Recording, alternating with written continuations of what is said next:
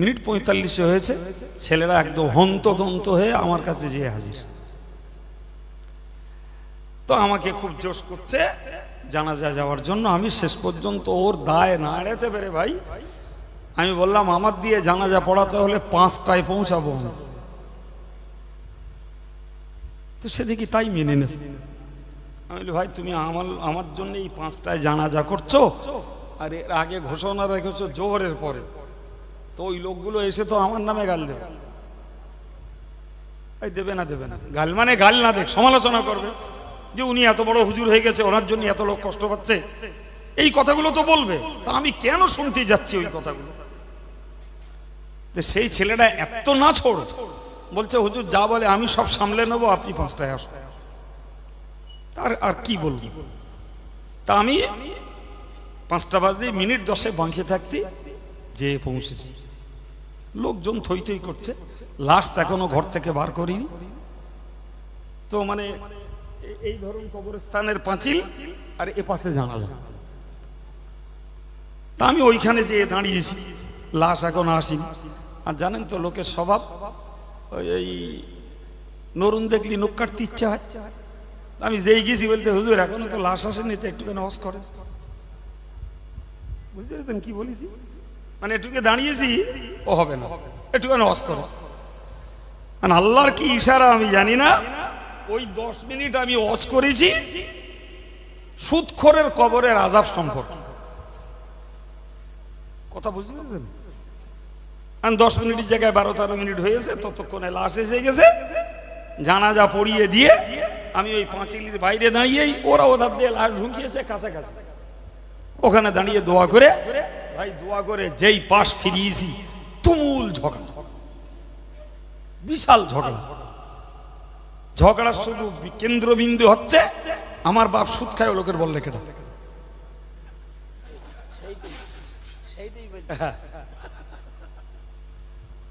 আর আমি তো আগে মনে মনে করছিলাম হয় এই লোকটা আমার জানাজা পড়তে এত জেরাবদি করে দেখে নিয়ে 20 বছর, মানে আমার তখন অত নামধামও নেই, তো হয় এই লোকটা ভালো লোক হবে, নাহলে বিরাট খেইদ। ও দেখেছে আমার কাছে ইমাম, এর দিয়ে দোয়া করে এখানে পার হবে না, যাই করে কাইম সাহেব ধরে নেয় যদি ওই লোক ঠেলে মেলে দিতে পারে। এটা আমার মনের কথা, আমি আমার ছাত্রদের বলেছি। আমি দেখ এরাই জোর করে নিয়ে যাচ্ছে, মানে হয় লোকটা খুব ভালো, নাহলে সে ব্যাপক খেদ। এখন আমি ভাই ওই মানে পাশ ফিরিয়েছি আর ঝগড়া। সবাই তো জানে যে কেউ আমারে কিচ্ছু বলিনি, আমি গাড়ি রেখেছি সোজা ওই ময়দানে গেছি। আর ওর শুধু বক্তব্য হচ্ছে আমার বাপ সুদ খেতে এ লোকের বললে কেন, সে তো কেউ তো বলিনি। আর আমি তখন বলি সব গুণ আসছে। সেই কথায় বলে যে সন্ন্যাসী চন্না বকচায় ঘটে, এ তো ওদের সুদ খেতে আমি কিচ্ছু খবরও রাখি না, কেউ আমার বলিও নি। আর আমি সেই অস করিস আর পড়বি তারই ঘাড়ে। আমি আর বটি দাঁড়াইনি, আমি কড়া লোকের একটু চিনতাম, জানা যায় মেলা লোক এসছে। তো আমি ভাই তোরা ঝগড়াঝাটি করিস না, বেরিয়ে পড়ে এখান থেকে। আর আমি মোটরসাইকেল স্টার্ট দিছি, বলতে হুজুর দাঁড়ান আপনার, মানে পয়সা লাগবে না ভাই, আমি বেরিয়ে যাচ্ছি। তারপর ওর মন চাই তেল খরচ আমার পরে দেবেন, কিটা এখন ওর সঙ্গে ঝগড়া বেঁধিয়ে বেড়ায়। তার তো এখন মাথায় আগুন ধরে গেল। পরে শুনতে পাচ্ছি এলাকার ফেমাস সুদখোর, ও দেখেছি এ যা সুদখোর, যারে তারে জানাজা পড়িয়ে এর কবরে রেয়াই হবে না। কাইম সাহেবের একটু শুনেছি ভালো আলেম টালেম, তো ওই লোকের ডেকে নেয়, যদি ওই লোক একটু পড়িয়ে দিলি হয়। ওই কাইম সাহেবের গোষ্ঠীর ক্ষমতা আছে। একদল বোকা মানুষ, এরা বোঝে না, এরা মনে করে ইমান থাক না থাক, আমল থাক না থাক, বড় বড় হুজুর হেভি দাম দিয়ে আনলি বোধহয় মরা লোকের উদ্ধার হয়ে যাবে। আজ থেকে মন থেকে মুছে ফেলুন, বড় হুজুর লাগবে না, বড় মুফতি লাগবে না, পীর সাহেব লাগবে না। নিজের ছেলেটা যদি বোকা মূর্খ হয় আর তার কাছে যদি ঈমান থাকে, আর যে লোকটা মারা গেছে তার কাছে যদি ঈমান থাকে, এর দোয়ায় ওর বাপের যে উপকার হবে, ভাড়াটিয়া হুজুরের তুলনায় ও দোয়ার দাম বেশি। এই কথা বুঝতে পারছেন? হ্যাঁ, মন চেয়েছে বাবা একদিন হাফেজ সাহেবকে দিয়ে করাবো, মন চেয়েছে একদিন মুফতি সাহেবকে ডাকবো, মন চেয়েছে একদিন একটা ভালো হুজুর নিয়ে আসবো, আলাদা কথা, সেটা একদিনের কেস। কিন্তু সারা বছর যদি মরা লোকেদের উপকার করতে হয়, তাহলে বাড়ির লোকের দোয়ার তুলনায় উপকারের দোয়া, বলেন বলেন, আর কারো দোয়া নয়। এই কথা শুনতে পেয়েছেন? সুতরাং আমি আপনাকে বলেছি, মরা লোকের কাছে কি থাকতে হবে? ঈমান থাকতে হবে। প্রসঙ্গটাকে মাথায় রেখে একটা গুরুত্বপূর্ণ কথা বুঝুন।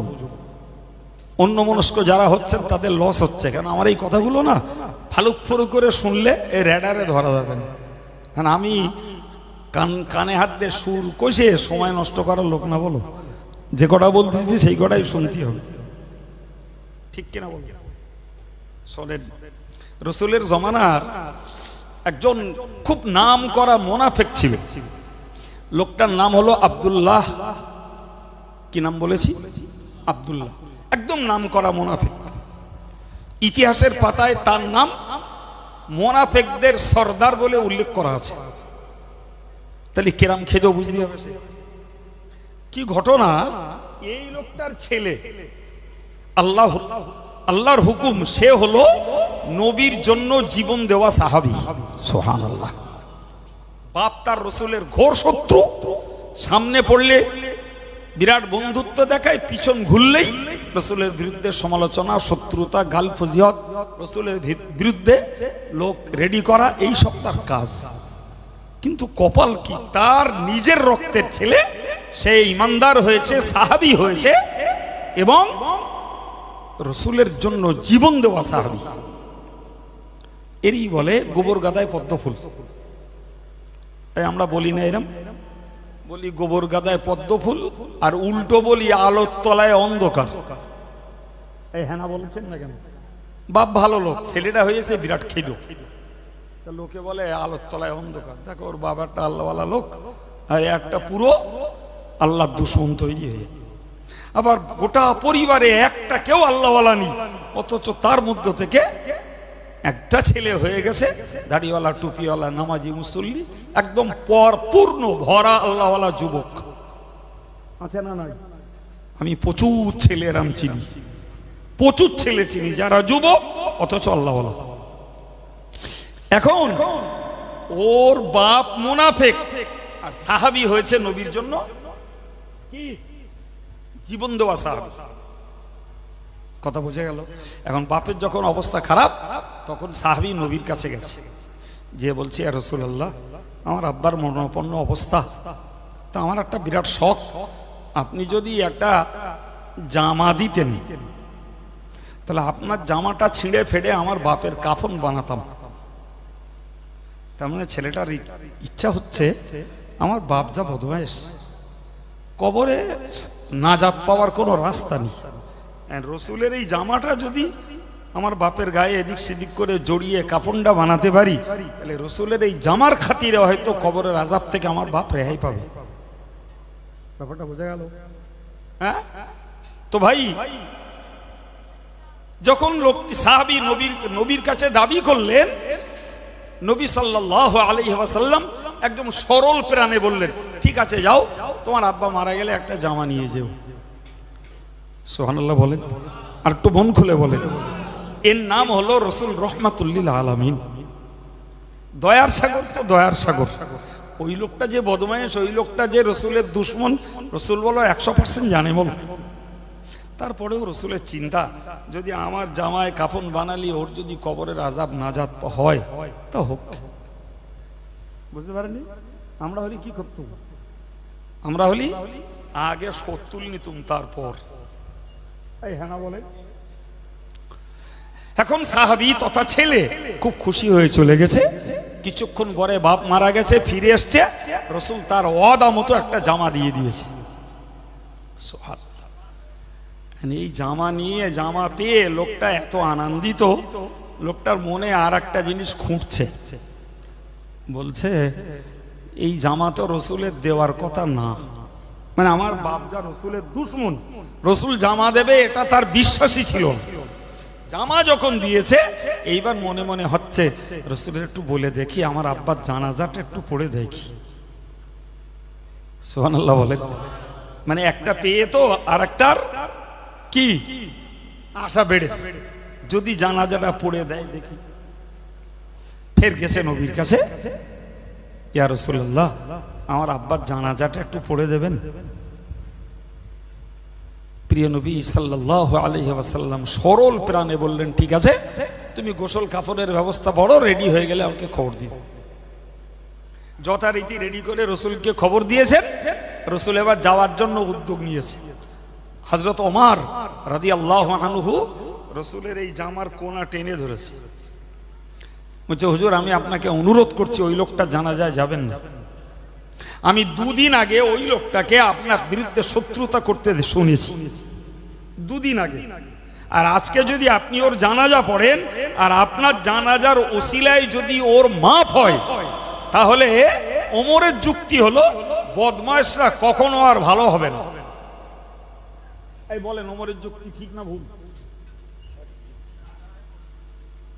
কি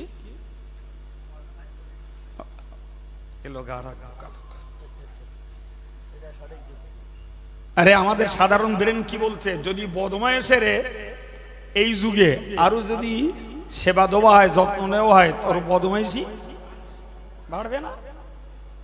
ও কি ভাববে বলেন? আমি যদি বদমায়েশ হতুম তাহলে আমার কি আর এসব দিত? সুতরাং ওমরের যুক্তি হলো যে হুজুর আপনি যদি ওই লোকটার জানাজা পড়েন তাহলে আরো যত খেদো বদমায়েশ লোক রয়েছে তারা তো একই পথ নেবে, যে শয়তানি বদমাইশি দুশ্মনী কাফিরি বেঈমানি যাই করি, মুহাম্মদ জানাজা পড়ে দিলেই তো আমরা মাপ পেয়ে যাব। তাহলে আব্দুল্লাহ ইবনে উবাইয়ের জানাজা যখন নবী পড়ছেন তাহলে আমাদেরও পড়বে, তাহলে ওরা আর বদমাইশি ভালো করবে কেন? ওরা তো বদমাইশি চালিয়ে যাবে।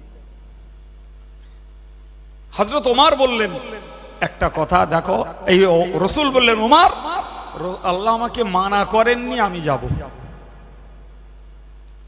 আল্লাহ আমার এই জানাজা পড়তে মানা করেননি আমি যাব। তো রসুলও গেলেন, ওমর আর বেয়াদবি হয়ে যাবে ভেবে প্রথমটা টেনে ধরেছিলেন আবদারে, কিন্তু এইবার যদি যেটি বাধা দেয় সেটা হবে বেয়াদবি, সেটা হবে কি বেয়াদবি। অতএব ওমর আর কিচ্ছু বললেন না, রসুলও গেলেন ওমরও গেলেন। যথারীতি জানাজা হলো, দাফন হয়ে গেল, ফিরছেন। ফিরতে পথেই কোরআন শরীফের আয়াত নাজিল হয়ে গেল। আয়াতে কি বলা হলো? ইস্তাগফির লাহুম আও লা তাস্তাগফির লাহুম ইন তাস্তাগফির লাহুম ৭০ মাররাতান ফালান ইয়াগফিরাল্লাহু লাহুম। আল্লাহ বললেন নবী তুমি ওদের জন্য ক্ষমা চাও আর নাই চাও, আর যদি ক্ষমা ৭০ বারও চাও তো ওদের জন্য মাপ নাই। কারে বললো আল্লাহ? কারে বললো? যে লোকটার জানাজা নবী পড়লেন তার জন্য মাগফিরাতের দোয়া, ক্ষমার দোয়া চাইলেন, আর আল্লাহ আয়াত নাজিল করে বলছেন ৭০ বার ক্ষমা চাইলেও ওর মাপ নাই। এবার বলেন যাদের জন্য নবীর দোয়া কার্যকর হয় না, এরপরে কোন পীর আর কোন পীরির বাচ্চা আর কোন মুফতি আর কোন হাফেজ সাহেব আর কোন